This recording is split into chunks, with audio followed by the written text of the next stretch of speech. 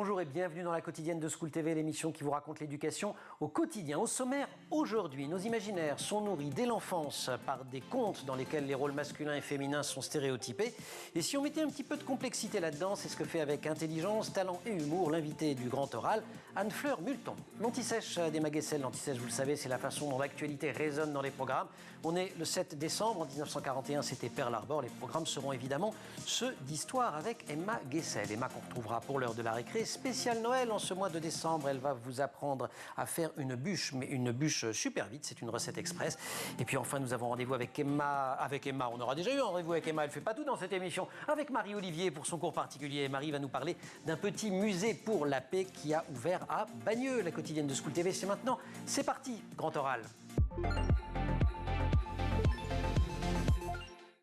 Dans un décor d'hiver glacé, 3 contes bien connus ont été revisités. Il était un royaume déposé près d'un lac et bordé d'une forêt où Cendre n'était pas un garçon, mais bien la libre Cendrillon, où Belle affrontait une bête qui ne l'était pas et découvrait le consentement, où un petit garçon recevait pour Noël un étrange casse-noisette. Il était temps qu'il soit une autre fois. Une autre fois, il était une autre fois d'ailleurs. C'est le titre de ce super album signé pour ce qui est des dessins par Célia Housset et pour ce qui est des textes par Anne-Fleur Multon. Elle est l'invitée du Grand Oral. Bonjour. Bonjour. Bon, je fais plein de compliments, j'en referai peut-être d'autres, mais vraiment...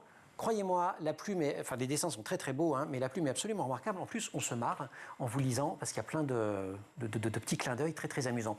D'où vous est venue cette idée de revisiter ces 3 contes? Est-ce que c'était, j'allais dire tout simplement pour ce que j'ai dit en début d'émission, à savoir il y a des stéréotypes et à un moment donné, il faut bousculer tout ça? Alors, la question des stéréotypes dans mon travail, elle m'importe. C'est-à-dire que toujours, je cherche à mettre en avant des histoires qu'on n'a pas forcément l'habitude de trouver dans les bibliothèques des enfants, des ados, voire des plus grands.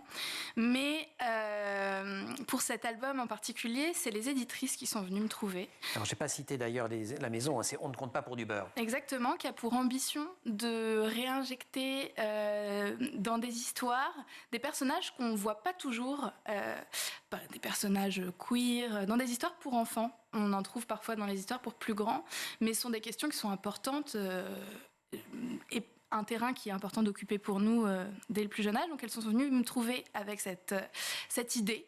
Et si, en fait, dans les contes, tous les personnages n'étaient pas hétérosexuels. Et partant de là, on avait le champ libre, en fait. Vous avez choisi 3 contes. Cendrillon, pour commencer. Oui, Cendrillon, parce qu'en fait, j'adore les princesses. Et c'est mon conte d'enfance préféré. Alors, Cendrillon qui devient Cendre ici, S-A-N-D-R-E. Alors, dans l'histoire de Cendrillon, on peut remonter l'histoire de Cendrillon à plus de 1000 ans. Hein, dans la Chine antique, il y a déjà des traces de cette petite princesse qui perd une chaussure à un bal, etc. Moi, je m'inscris dans la réécriture perpétuelle de ces contes. Et donc, c'est pas une réécriture, c'est une version de Cendrillon. Et Cendrillon, voilà, dans le conte qu'on connaît, elle cherche dans la cendre des petits pois. Et donc, moi, je trouvais ça amusant de garder cette homophonie, mais Cendre, c'est un prénom grec qui veut dire garçon. Et notre Cendrillon, il lui arrive un grand malheur, c'est-à-dire que son papa, à cause d'une malédiction d'une fée qui s'est un peu trompée de cible, son papa ne sait pas en fait que Cendrillon est une fille. Il la prend pour un garçon. Et donc c'est un drame parce que les filles ne sont pas invitées au bal. Et Cendrillon, qu'est-ce qu'elle veut? Absolument être invitée au bal. Être invitée par le prince au bal et le rencontrer, quoi, comme toutes les jeunes filles du royaume. Et voilà. La Belle et la Bête. La Belle et la Bête, je trouve qu'il y a dans ce conte... Alors la Belle est une femme. Voilà. Dans votre... La Belle est une belle. La Belle est une belle. La Belle aime les livres. Et la Bête est une bête, mais... La Belle est une bête, mais on dit la bête. Je ne sais pas si vous avez remarqué. Oui, absolument. Et c'est toujours étrange à la fin du conte. De voir Jean Marais. Voilà, on s'attend pas à Jean Marais, on s'attend pas au prince non plus, parce que tout d'un coup on genre cette bête au masculin. Et c'est presque surprenant que ça dérange personne, parce que les gens parfois ont un problème avec les pronoms. Moi, dans mon conte, j'ai décidé de garder le pronom de la bête. Et donc quand elle se retransforme, ça reste elle. Ça reste elle, et c'est une princesse, voilà. Absolument formidable. Et il est question de consentement à tous égards. D'ailleurs, on ne parle pas seulement du consentement sexuel ou autre. C'est-à-dire que ne serait-ce qu'à un moment donné, si mes souvenirs sont bons, simplement le fait de rentrer chez elle après avoir frappé à la porte et dire Toi, tu as attendu que je dise entrée. Exactement. C'est un moment fort de l'histoire. En fait, les contes, ça s'adresse à un double lectorat. Un lectorat d'enfants et un lectorat d'adultes. Donc les enfants, ils vont entendre cette histoire, à savoir, on peut rentrer chez quelqu'un, on peut vaincre le château de la bête, c'est-à-dire ce château imprenable, etc., juste en tapant, c'est-à-dire en demandant l'autorisation. Et on a le droit aussi de dire non, c'est ce que dit la bête. Ce que les parents entendront plus, c'est, voilà, par exemple, l'armée qui cherche à pénétrer dans le château de la bête pour la tuer, arrive avec des armes, un bélier, etc. Donc derrière, il y a aussi toute une lecture qui est adressée aux adultes qui vont lire l'histoire, qui est plus psychanalytique, etc. Donc c'est effectivement davantage une métaphore sexuelle. Hein. Et il y a toujours eu ce double lectorat. Il y a tous ces niveaux. En 30 secondes, Casse-Noisette. Casse-Noisette, c'est l'histoire d'un petit garçon qui reçoit un mystérieux petit objet de bois et qui décide de le sauver et vice-versa. Et donc cette aventure, c'est une histoire d'amour en fait entre deux petits garçons. Voilà. Vous l'avez dit, Anne-Fleur, dans tout votre travail, il est souvent question des représentations, il est question du masculin, du féminin. Allô, sorcière, c'est une série de romans que je crois que c'est la première série en jeunesse qui marche, qui vous fait connaître. Vous avez aussi contribué à un recueil de nouvelles qui s'intitule La revanche des princesses. Et vous publiez là, Il était une autre fois, Cendrillon, La Belle et la Bête, Casse-Noisette. Les illustrations, je le répète à chaque fois, mais parce que tout est très beau dans ce livre, sont de Célia Housset. C'est aux éditions On ne compte pas pour du beurre. On se retrouve après l'Anti-Sèche. Merci beaucoup, à tout à l'heure. À tout de suite. Emma Guessel. L'Anti-Sèche, la façon dont l'actualité résonne dans les programmes, souvent l'actu c'est un anniversaire. Emma, bonjour. Bonjour Emmanuel. 7 décembre, c'est un 7 décembre en 1941 qu'a lieu l'attaque de Pearl Harbor, attaque des Japonais sur le sol américain et moment décisif, puisque chacun s'en souvient, il précipite l'entrée en guerre des États-Unis lors de la Seconde Guerre mondiale. Tout à fait, et les programmes scolaires abordent cet épisode en cours d'histoire, bien sûr, que ce soit au collège ou en terminale. Alors pour vous planter le contexte, Pearl Harbor, c'est une île située en plein océan Pacifique dans l'archipel d'Hawaï. On l'appelle Pearl Harbor parce que... Port de perles en français, l'île était connue pour la production d'huîtres perlières. Donc il faut s'imaginer un décor luxuriant, paradisiaque, dans lequel cohabite quand même un décor qui l'est un peu moins. Pearl Harbor, c'est à cette époque une annexe des États-Unis qui abrite une base militaire. 96 navires de la flotte américaine y sont stationnés. On est donc en 1941, la guerre a éclaté depuis plusieurs mois en Europe et les États-Unis, même s'ils soutiennent les Alliés, ne sont pas vraiment entrés en guerre, comme en 14 d'ailleurs. Il y a ce protectionnisme qui joue. Tout à fait, et à ce moment-là, le contrôle de l'océan Pacifique devient un gros enjeu. Surtout, les relations entre les États-Unis ne sont pas bonnes du tout avec les Japonais qui sont à l'origine de l'attaque de Pearl Harbor. D'un côté, le Japon veut s'étendre dans le sud et menace certaines positions américaines.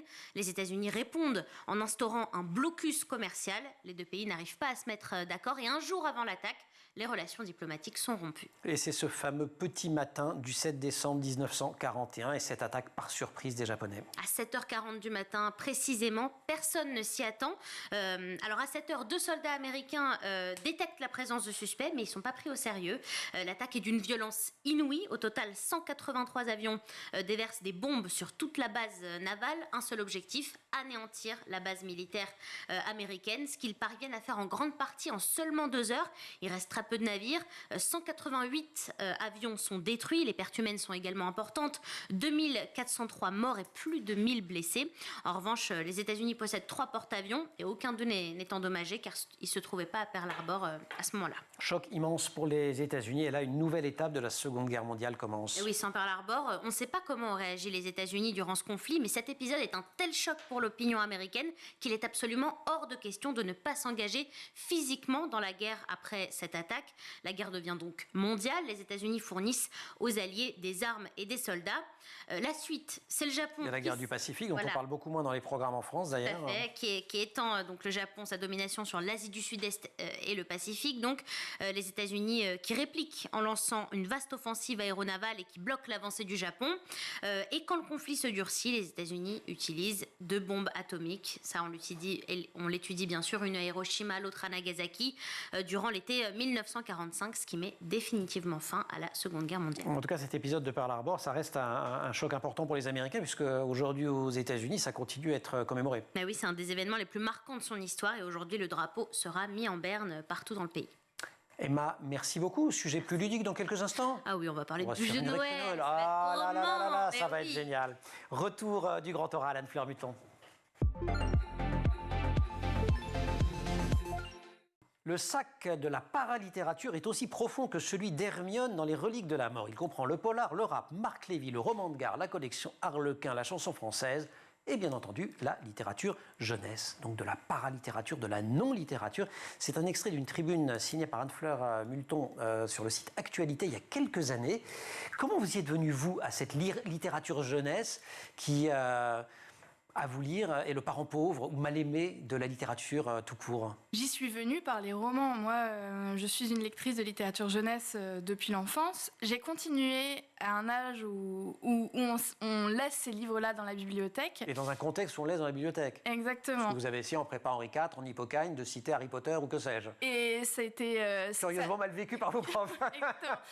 C'est pas considéré justement comme de la littérature à tort, et en même temps, quelle joie pour nous, parce que ça nous laisse aussi la possibilité d'inventer, loin des instances un petit peu normalisantes de la littérature, par les grands prix, etc., par les critiques aussi. Je sais que moi, quand j'ai publié mon premier roman adulte, on m'a demandé, mais dans quelle catégorie le classez-vous? Est-ce un roman? Est-ce de la poésie? Et moi, j'étais surprise de cette question, parce qu'en littérature jeunesse, c'est pas une question qu'on m'aurait posée, et le vers libre... D'ailleurs, aujourd'hui à la mode en littérature, est arrivé par la littérature jeunesse. Donc moi, ça a toujours été une liberté, une inventivité complètement dingue en littérature jeunesse. Exactement, on nous laisse faire. On s'adresse aussi à un public qui est mal considéré. Aujourd'hui, les enfants ne sont pas considérés tout à fait comme des personnes. Donc on peut leur donner un petit peu de la mauvaise qualité. Et en même temps, avec aussi beaucoup d'attention sur le contenu politique. C'est-à-dire que les parents sont très exigeants, pas forcément en termes d'inventivité, mais vont... C'est les sujets dont on traite. Exactement. Et surtout à des âges comme... Pour cet album, ça va être très scruté. Donc, et c'est pour ça d'ailleurs qu'il n'y a pas de littérature pour très très jeunes dans les albums, etc., qui va présenter des personnages de petites filles qui s'aiment, par exemple. Voilà. Quelques éditeurs essaient de faire ça, non? Talent Haut, etc. Talent Haut, c'était les premiers, mais donc c'est une maison d'édition qui a essuyé quand même beaucoup de critiques. Ça a été difficile de se battre. Aujourd'hui, c'est un petit peu plus facile, mais ça reste encore un combat. Le combat reste à mener. Voilà, on ne compte pas pour du beurre, c'est un combat qui est compliqué, quoi. Et qui est l'éditeur de ce Il était une autre fois, super bouquin que vous venez de publier. Vous vouliez, dites-vous, redonner à la chiclite ses lettres de noblesse. Alors déjà, la chiclite, rien que le nom. Voilà. Parce que chic, c'est... la littérature de Poulette, c'est la littérature rose. Moi, tous mes livres sont roses. Pourtant, je ne demande pas nécessairement à ce que les illustratrices ou illustrateurs... Franchement, vous exagérez, là. Voilà, c'est un peu rose, c'est mon livre le moins rose. Mais mes livres sont lus par des petites filles. C'est un public qui reçoit des poneys, des paillettes et beaucoup de princesses qui restent endormies dans leur lit. Moi, je trouve qu'elles méritent mieux, mais elles méritent qu'on leur parle avec des choses qu'elles connaissent, qui font partie de leur culture. La chiclite, c'est pas nul. Ça peut être formidable. Il peut y avoir de l'aventure. On peut écrire des très belles choses avec des poneys, j'en suis certaine. À nous, écrivains, écrivaines, de prendre en considération les petites filles pour ce qu'elles sont, des personnes formidables. En fait. Sur le poids des représentations, alors vous témoignez-vous de ce que vous avez vécu quand vous étiez adolescente dans un recueil qui vient de sortir aux éditions du Seuil, dont j'ai toujours une petite culpabilité à parler parce que ça a été fait entre autres par des jeunes du Labo des Histoires, association qui est chère à mon cœur, mais aussi par une quinzaine d'auteurs et d'autrices, dont vous. Et donc chacun écrit, vous avez écrit à l'ado que vous étiez, et les ados écrivent à l'adulte qu'ils ou elles seront. Et alors vous parlez... je vous cite à un moment, vous dites, tu t'en fais le serment, donc vous parlez à moi-même à 13 ans, ton mec à toi, il sera classe comme James Bond, maladroit comme Hugh Grant, brun comme ton père, et quand tu l'épouseras, il y aura de la soie sauvage de Paris et une fontaine de champagne à minuit, tu l'auras ton conte de fées, ton Jules à toi, il faut que tu le saches, il faut que tout le monde, et surtout toi, y croit, ce garçon-là, tu l'adoreras. Sauf que c'est pas vrai. Bah ouais, alors ça c'est très dur à vivre quoi. Moi je pense que je suis de cette génération de la bascule parce qu'après moi il y a eu Sex Education, des contenus adressés aux ados qui rendent possible, qui rendent existant l'homosexualité, la queerness d'une manière générale, les questions sur l'identité, etc. Moi c'était des choses que je connaissais pas, j'ai appris le mot lesbienne quand j'avais 18 ans. Je savais pas que ça existait. Vous l'avez ressenti, vous étiez consciente de cette... Identité, je ne sais pas comment quand la j'en nommer. parle dans le labo dans le livre, dans Cher-moi. Dans le livre, dans Cher-moi, c'est ce que je dis, en fait, il y avait une conscience d'une forme d'attirance. Ah oui, vous le dites ça. Qui était, au paragraphe d'après. Culpabilisante pour moi. Je veux dire que culpabilisante pas seulement par rapport à mes parents ou quoi, il s'agissait même pas de ça, mais par rapport à des représentations, c'est-à-dire une forme de réussite, d'accomplissement. Et j'ai pas la sensation que je pouvais réussir quelque chose avec cette attirance. Et c'est ça. Et vous n'aviez pas de support à cet imaginaire, soit de support littéraire, de support cinématographique, de série, etc. D'où l'intérêt, en fait, de se réapproprier des histoires intemporelles, comme le sont les contes, qui font partie d'un imaginaire collectif extrêmement puissant. Et pour faire ça. Exactement. Et pour donner ce support. Qui nous donne la sensation qu'en fait, on peut être une princesse amoureuse. Écrivaine, mais aussi journaliste. Vous faites toutes les transitions pour moi. Ça permet de retomber sur Il était une autre fois. On va continuer à en parler avec Anne-Fleur, mais ce sera juste après la récré. La récré. Vous savez faire des bûches de Noël super vite, vous? Non, je sais pas. Bah, vous allez voir. Emma. Alors, il faut savoir qu'en ce mois de décembre, je ne sais absolument pas ce qui se passe dans la récré parce que c'est Noël. Donc, Emma ou Marine, qui prépare l'émission, me font des espèces de petits airs comme ça en disant tu verras, c'est surprise, surprise. Donc, je sais qu'on va parler de bûches de Noël et de bûches fastoches. Exactement. Mais c'est tout ce que je sais. Alors, vite, bof, parce que ça m'a pris du temps quand même. Ah bon, alors mais fastoche. C'est-à-dire que c'est quand même dur de faire une bûche de Noël. Vous êtes... Oui. Voilà, c'est dur. Donc, vous allez au magasin, vous... Bah voilà, et bah pour ceux qui ont envie un petit peu de changer cette année, de faire leur bûche eux-mêmes, bah c'est tout à fait possible. En tout cas, j'ai testé pour vous. On regarde. Ah ouais. Pour cette recette, on va commencer par la génoise. Pour cela, il vous faudra 240 g de farine, 240 g de sucre, 8 œufs et une petite pincée de sel. On commence par séparer le blanc des jaunes. Il y en a 8, c'est parti.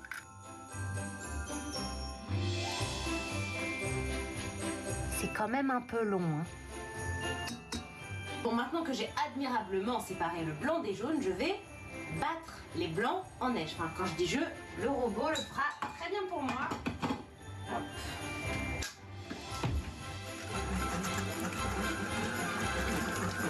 Pendant que mes blancs montent en neige, je vais mélanger le sucre avec les jaunes. Ça s'appelle blanchir les jaunes. Là, je pense que mes blancs sont bien battus en neige. Pour le vérifier, qu'une technique, on prie. Ça tombe pas! Ils sont prêts! On va maintenant rajouter la farine au mélange sucre-jaune. Et alors là, la technique, ça va être d'en rajouter un tout petit peu et de mélanger à la spatule. Il faut que le mélange soit bien aérien. J'ai donc mélangé la farine avec le mélange sucre-jaune. Et là, ça va être le moment de mélanger avec les blancs. Alors là, on fait très attention. On y va cuillère par cuillère. Le but, ça va bien sûr être de ne pas casser les blancs. Des mouvements très aériens. Et on répète l'opération plusieurs fois jusqu'à ce que tous les blancs soient incorporés au mélange. Mais regardez, c'est magnifique. On va maintenant étaler la pâte pour créer la génoise. Après avoir étalé la pâte sur du papier sulfurisé, direction le four préchauffé à 180 degrés. 12 à 15 minutes de cuisson. On surveille. On surveille, mais on a le temps de faire une chantilly au chocolat quand même. Pour cela, versez dans votre mixeur 2 cuillères à soupe de cacao en poudre, 2 cuillères à soupe de sucre glace et 40 centilitres de crème fraîche liquide entière. Entre-temps, la génoise a fini de cuire, c'est parti pour la suite. Là, c'est mon moment préféré. On va étaler sur la génoise de la pâte à tartiner. Et oui, j'ai dit que c'était une recette simple, mais pas light. On y va gaiement avec la pâte à tartiner, c'est Noël, on a le droit. Et par-dessus le chocolat, on étale la chantilly. Quelques morceaux de noisettes concassés pour la gourmandise, et c'est déjà l'heure de rouler notre bûche. En essayant de ne pas la casser.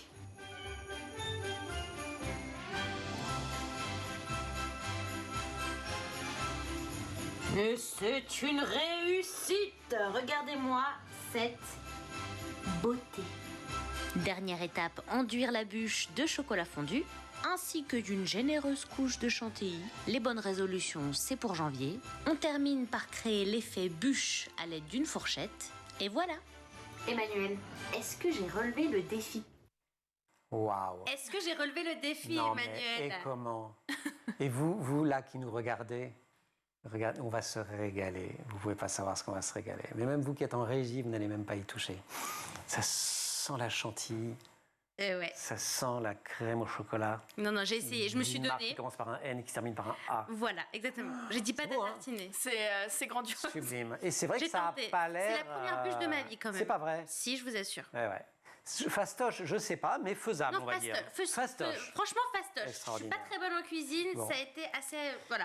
Et vous pourrez retrouver la recette sur nos réseaux sociaux. Super. Je vous laisse, Anne-Fleur, Emma, Anne-Fleur, je vous laisse terminer l'émission. Personnellement, Vous partez manger la bûche. non, je vais la manger tout à l'heure. Non, je me la garde. Allez, grand oral.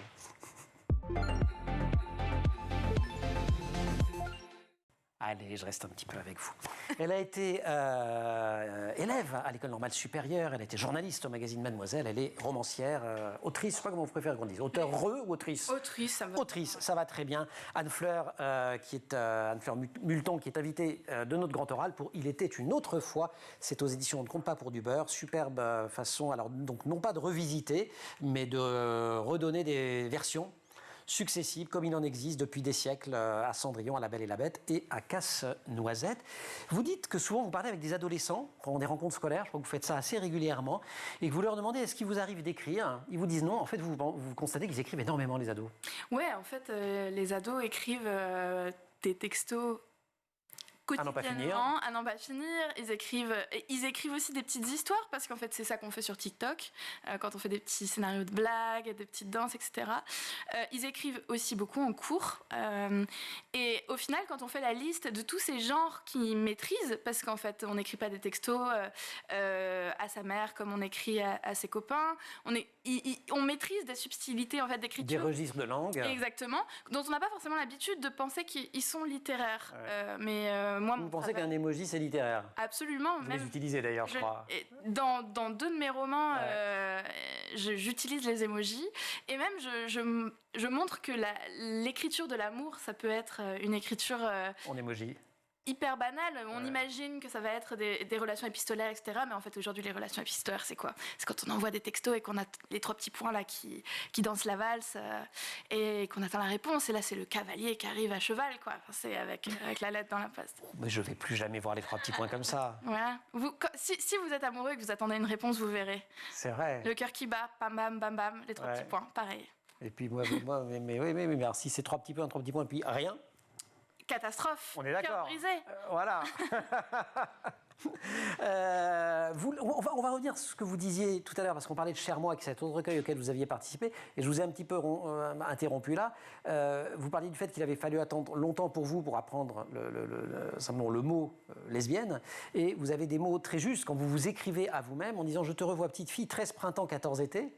Et donc on est juste après le moment où vous vous imaginez, où vous dites, vous imaginez vous marier avec un mix entre James Bond et Hugh Grant et votre père. Petites ambitions. Voilà, ouais, mais il faut. Et donc je te vois petite fille, 13 printemps, 14 été, dévorer des carambars un soir d'anniversaire, niché au creux des oreillers et des bras de tes amis IES en pyjama. Je te vois le corps tremblant proposer des massages pour toucher leur corps à elles, leur peau de fille à elles.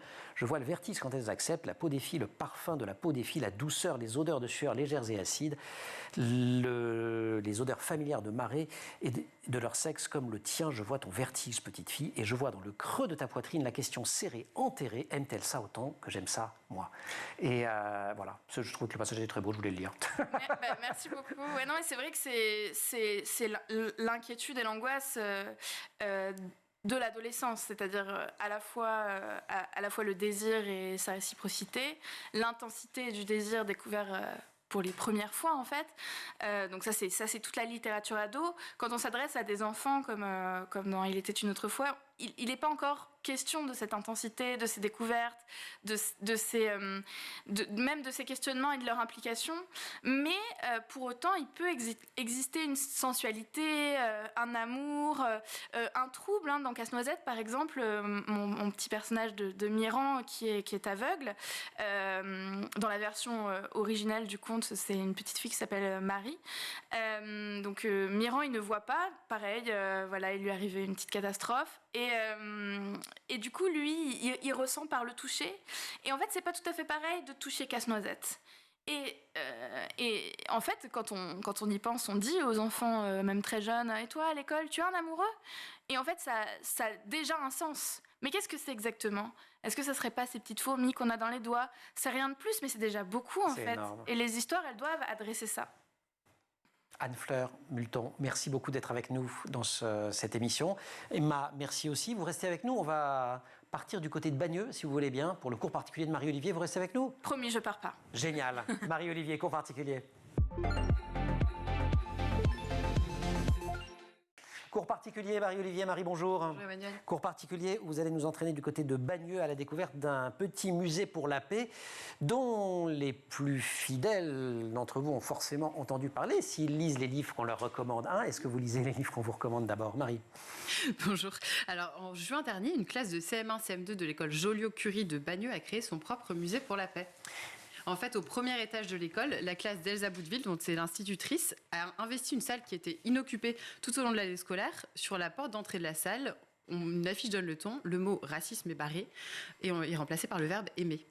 Au mur des affiches, des fresques, des textes, des collages, des photos, bref, des œuvres d'art réalisées par les enfants pour envoyer des messages de paix, de tolérance et de fraternité. Voilà, on précise qu'on est à Bagneux, dans un quartier qui a beaucoup fait parler de lui en 2006. Oui, tristement, puisque l'école Joliot-Curie est située dans le quartier de la Terre Plate à Bagneux. Il a été le théâtre de la séquestration, de la torture et de la mise à mort d'Ilan Halimi parce qu'il était juif. Et c'est pour cela que l'apparition de ce petit musée pour la paix revêt une symbolique particulièrement forte. Qui était recherchée par Elsa Bouteville, oui, tout à fait. Ça en place. Oui, exactement. Alors, on a témoigné dans le livre Parce que chaque élève compte, sous la direction de Benoît Falaise et Mohamed Kamel Chaban, que nous avions reçu dans la quotidienne. Vous le disiez. Je vous disais que si vous suiviez nos conseils, vous connaissiez un petit peu l'histoire, mais c'est au cas où. C'est ça. Et en fait, dans ce livre, elle témoigne de son projet et raconte et explique qu'elle voulait que les enfants se saisissent de cet événement dramatique pour comprendre les conséquences que peuvent avoir les préjugés. Alors, elle a osé s'attaquer aussi, Elsa Bouteville, à ce sujet parce qu'elle travaillait sur la laïcité et les discriminations depuis assez longtemps. Oui, alors ça fait 12 ans en fait, qu'elle enseigne dans l'école, mais elle a toujours été impliquée sur le sujet. Avant de lancer le projet de musée, elle s'est rendue avec ses élèves, donc qui n'étaient évidemment pas nés en 2006 lors des faits, sur les lieux du drame pour leur raconter ce qui s'était passé. Puis elle les a aussi envoyés enquêter auprès de leur propre famille et de leurs proches sur cette période et de la façon, voir la façon en fait, donc ça avait été vécu dans le quartier. Ça a été assez fort et à la fois parce que les enfants ont compris les faits, mais aussi parce que ça a fait circuler en fait la parole dans le quartier. Et alors, comment ont-ils ensuite travaillé ensemble sur ce projet de musée ? En fait, le racisme, l'antisémitisme, les discriminations, la paix et la laïcité sont des sujets qui étaient déjà abordés de manière transverse dans la classe, donc en histoire, en éducation culturelle ou en enseignement moral et civique. Les enfants de CM1, CM2 étaient par exemple allés visiter le mémorial de la Shoah et ils ont aussi appris à connaître de grandes figures comme Martin Luther King et Rosa Parks ou encore des street artistes comme JR par exemple. Ils ont créé des œuvres d'art autour de tout ça, comment ? Alors en fait, ils ont travaillé à des œuvres toute l'année. L'expo revêt 3 parties sur 3 pans du mur de la salle. Le premier, c'est une grande fresque qui représente une colombe inspirée de la colombe de Banksy qui a un gilet pare-balles.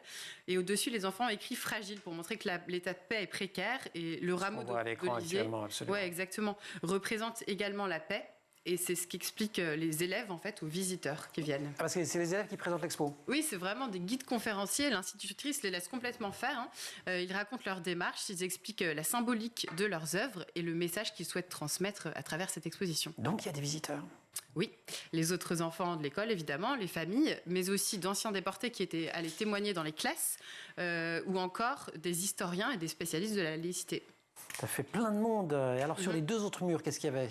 Sur le deuxième mur, il y avait les noms de, par exemple, Mandela, Malala, donc des acteurs de la paix ou de l'histoire.